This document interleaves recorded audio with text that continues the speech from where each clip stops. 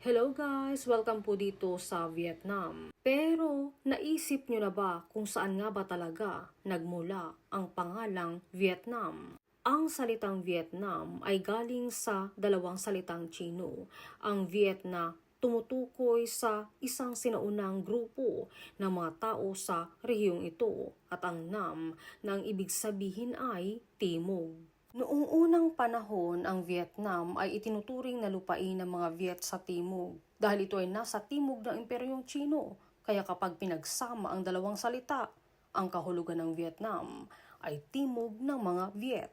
Pero hindi agad naging opisyal ang pangalang ito. Ilang siglo muna ang lumipas bago ito tuluyang ginamit ng buong bansa.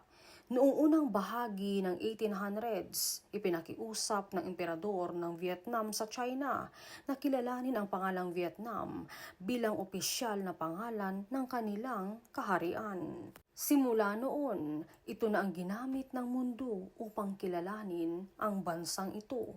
Isang lugar na mayaman sa kasaysayan, kultura at pakikipaglaban para sa kalayaan. Kaya sa tuwing maririnig mo ang salitang Vietnam, hindi lang ito pangalan ng bansa, isa itong paalala ng kanilang pinagmulan, pagkakakilanlan at lakas bilang isang bayan. Sa bawat hakbang mo sa mga lansangan nito, para kang naglalakad sa loob ng isang mahabang kwento.